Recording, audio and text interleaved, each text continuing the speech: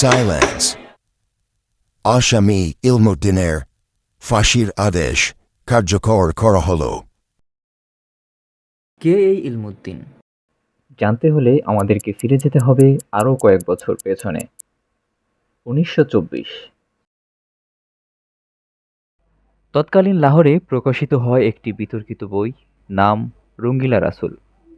বইটির লেখক ছিল হিন্দু চরমপন্থী ও আর্য সমাজ ঘনিষ্ঠ এক প্রকাশক মহাশয় রাজপাল, যিনি ইসলাম ও নবী হজরত মুহাম্মদ সাল্লাল্লাহু আলাইহি ওয়াসাল্লাম সম্পর্কে কটু, অবমাননাকর ও ব্যঙ্গাত্মক বক্তব্য দিয়ে পুরো মুসলিম বিশ্বকে নাড়িয়ে দেয়।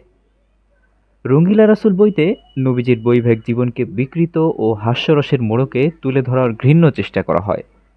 এটি ছিল শুধু মত প্রকাশ নয়, ছিল উদ্দেশ্য প্রণোদিতভাবে মুসলমানদের ঈমানী অনুভূতিতে আঘাত করা।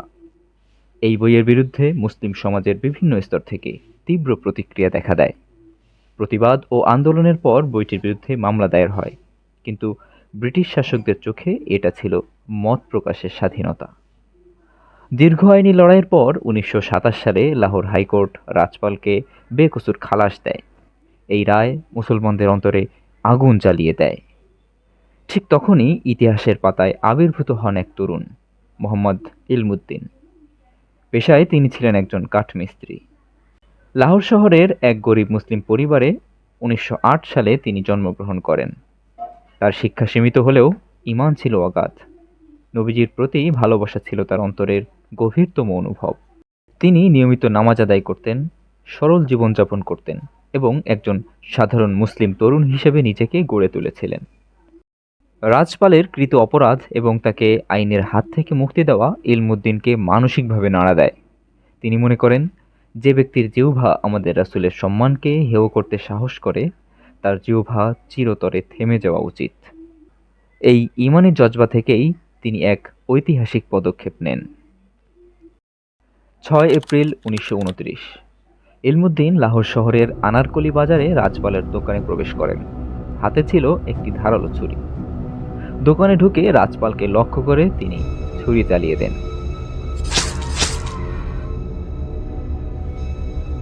রাজপাল ঘটনাস্থলেই মারা যান। ইলমুদ্দিন পালানোর চেষ্টা করেননি। তিনি গ্রেপ্তার হন এবং নিজ অপরাধ স্বীকার করেন গর্ব ভরে। তিনি বলেন, আমি রাসূলের সম্মান রক্ষা করেছি, আমি কোনো অপরাধ করিনি। কিন্তু ব্রিটিশ আদালত তাকে মৃত্যুদণ্ড দেয়।